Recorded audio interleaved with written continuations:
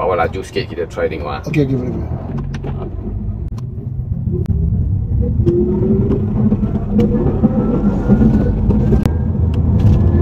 Ini bunyi lah.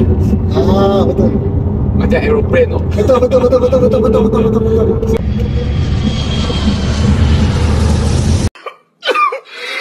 Itu bunyi bawa ada macam kalau pusing steering ada bunyi. Lagi ada satu sound awak tekan minyak boleh tahu tu. Tak tahu tu dari mana. Oh, okey. Itu bunyi macam ni lah. Ini bunyi. Lagi kalau you pusing ada sana tak. Tapi depan punya drive shaft sudah tukar. Lagi ada bunyi lagi. Tak tahu belakang ke depan tak tahu. Oh. Ini bunyi. Itu You tekan minyak baru ada bunyi. You tak tekan tak ada bunyi. Itu whistling noise. Macam aeroplane. Betul. Ini bukan engine kan? Ini mungkin gearbox. Oh. Ataupun something propeller shaft ke, drive shaft ke, ini boleh jadi bunyi. Masa you on road dan you tekan minyak baru ada. Ya betul. A few moments later. Tengok Okey. tiga problem. First, sebelah kanan ada bunyi okey. Dia nampak? Ini dalam pojok dalam koyak. Patutlah. Ni dia gerak. Jadi dia kena. Okay, ini side. Okey. Lagi atas tu sama juga. Atas sini side ada satu arm. Sebab absorber, you sudah tukar adjustable. Ini lama punya warna pakai. Itu tengok.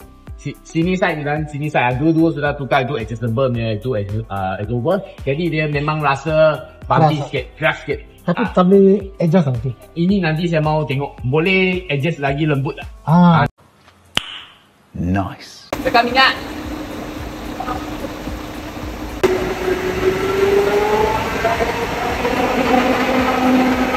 Ini dia buat. Lagi.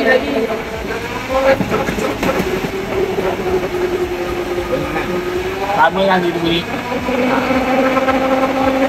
Okay. Slow down. Brake.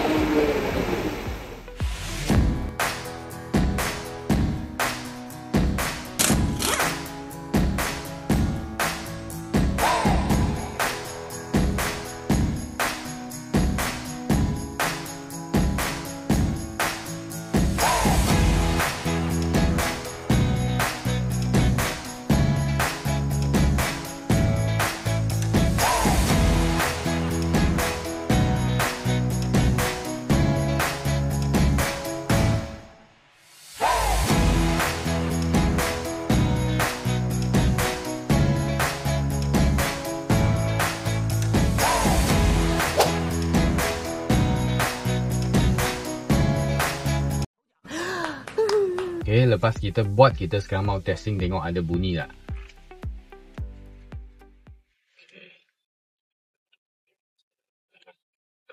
Lepas itu hum dengan uneven road depan sini.